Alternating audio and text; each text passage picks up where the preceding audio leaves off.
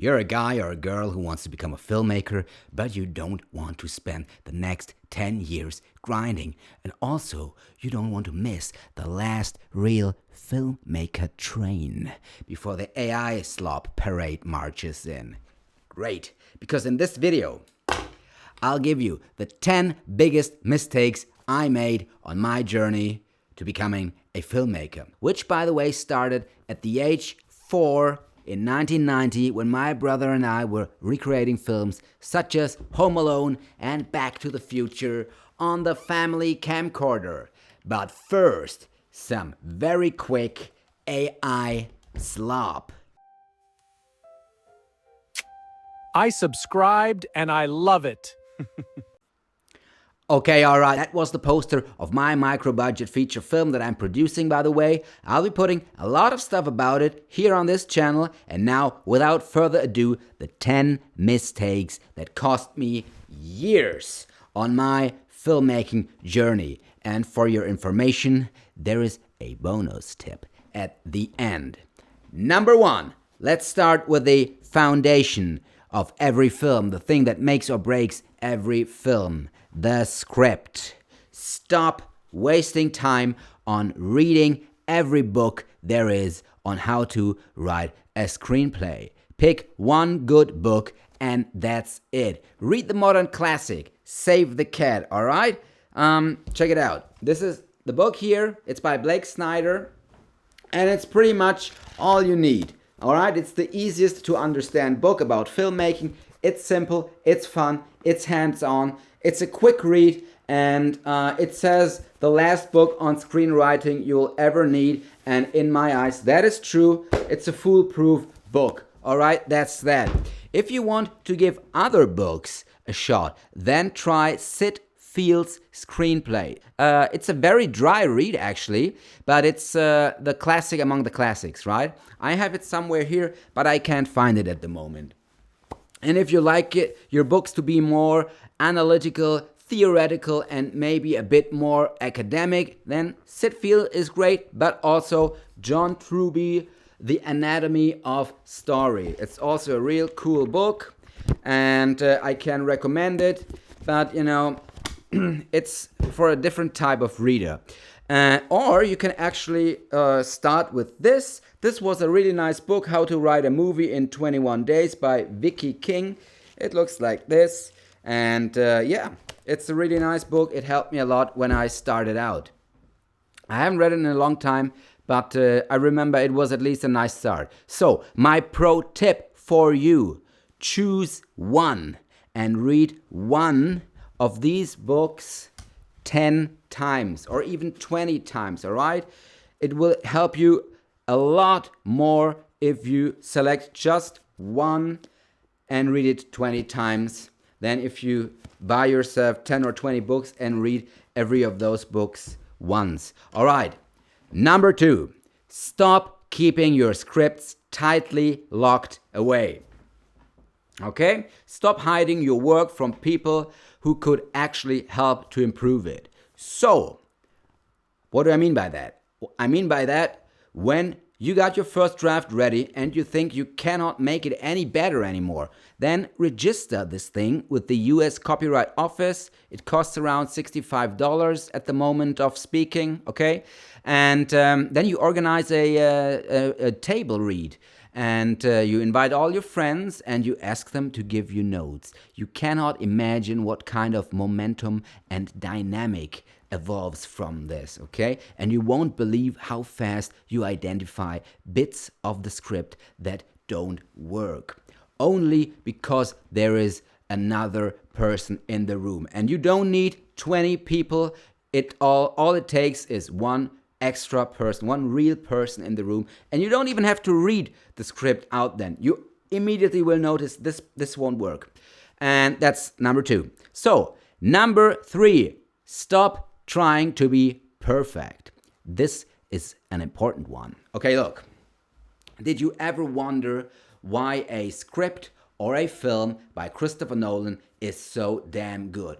Well, that pretty much comes down to the environment that people like him are in. Now, let's stick with Nolan for this example. Like, first of all, he's a natural born genius, probably. Okay, he just knows, he understands everything about film.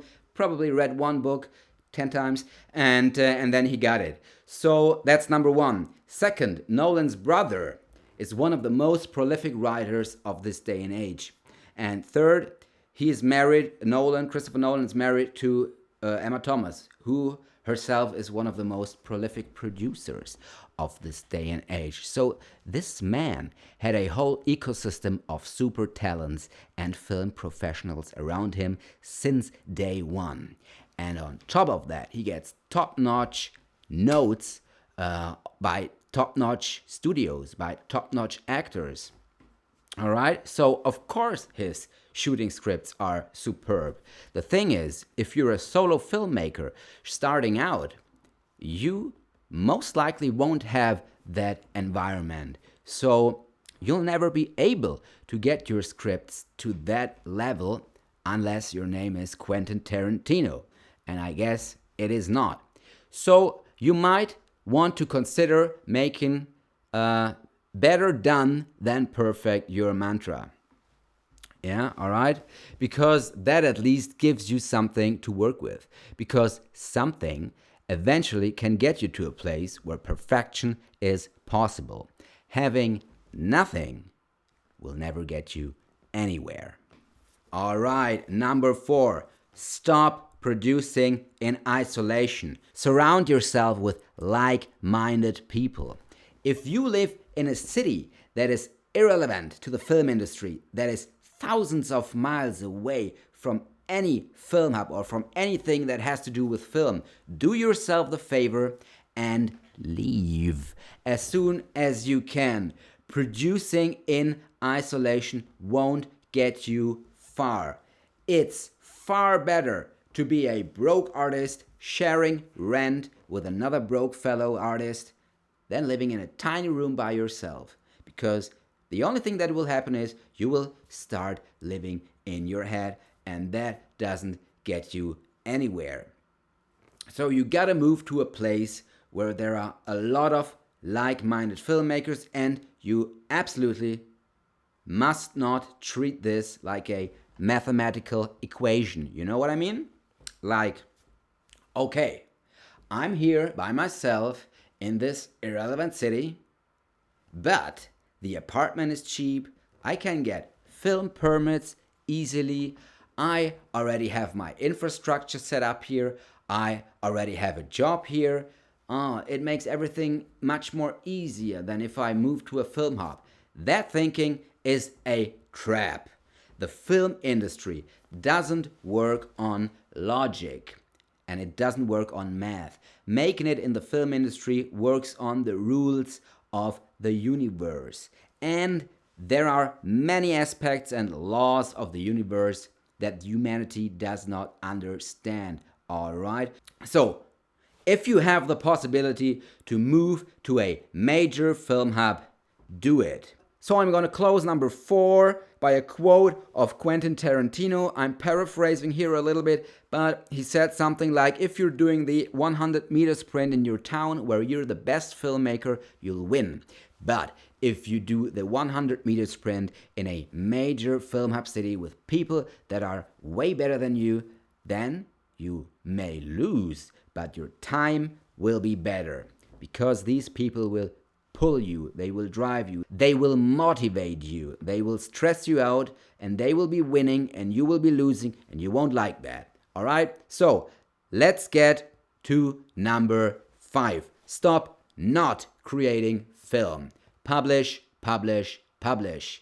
You gotta put output into the world. Whether it's hosting scripts on the blacklist or it's uploading films on YouTube, it doesn't matter. You gotta send "here I am" signals. If you don't put stuff out there regularly, you simply don't exist. Number 6.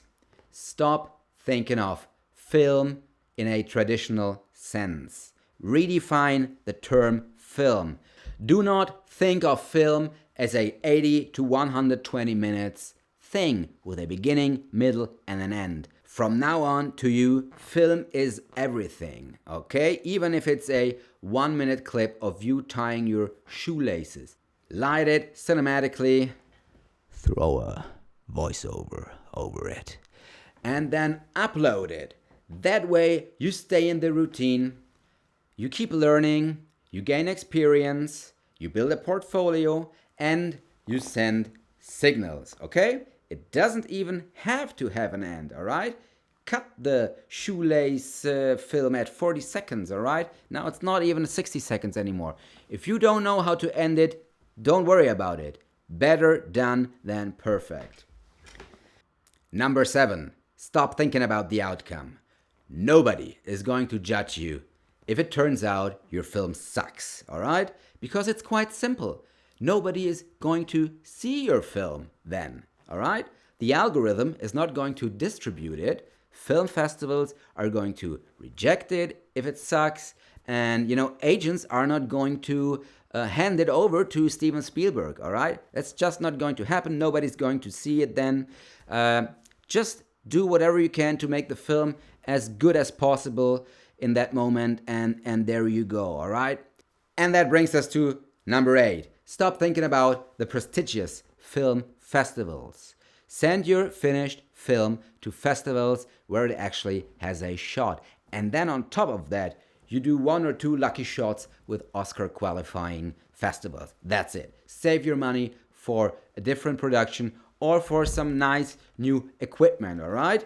The chance that you'll be accepted into these festivals is almost zero. So in fact, you might as well start considering forgetting about film festivals at all for now and just upload films on YouTube, okay? Festivals are good, YouTube is also good. Make use of both of these things. Number 9, stop obsessing over gear. Now, this part splits into 2 sections. 1, make sure your film is well lit. You can do that with 3 to 6 lights, I would say, which will cost you anywhere from $200 to $1,500 in total if we're talking indoor scenes. And second, make sure your film is well framed. And you can do that for $0 to $30.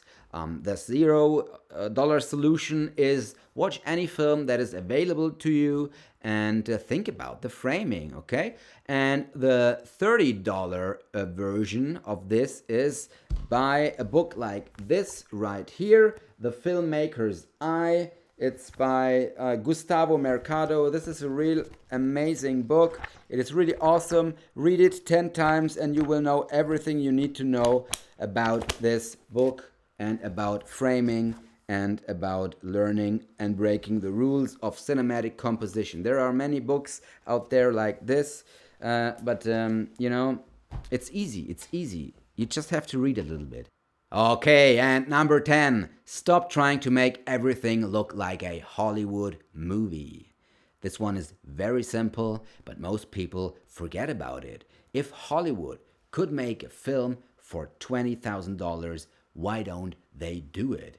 I mean, if you're a solo filmmaker, you simply won't be able to make your film look like a Hollywood film. You can get close, yeah, for certain shots.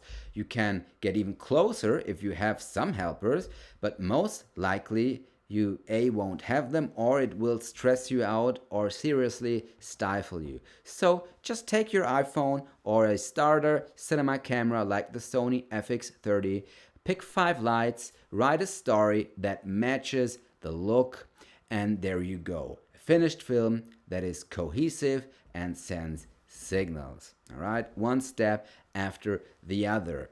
Time for the bonus tip. It's actually 2 bonus tips. Number 1 is read as many screenplays as you can and as many film magazines as you can, okay? Reading is 1 million times better than just watching because it's such a super active activity and you'll understand stuff so much faster if you read. You will remember it and it will just be like tattooed into your brain. And tip number 2, watch movies in slow motion and without sound, all right? Back in the day, I would watch El Mariachi on 0.5 times the speed and obviously also without sound. I took screenshots, I took drawings of the framing that I saw, and I collected all that in a little folder. It took 2 days to finish this, but it was the best film school ever in terms of framing and how to cut stuff together. So, thank you for watching, see you in the next video, and always remember, the only thing that can stop you is lack of execution, alright? So, shoot a film and upload it. Okay, bye-bye guys. You're coming with me. Hey! What the? But I subscribed?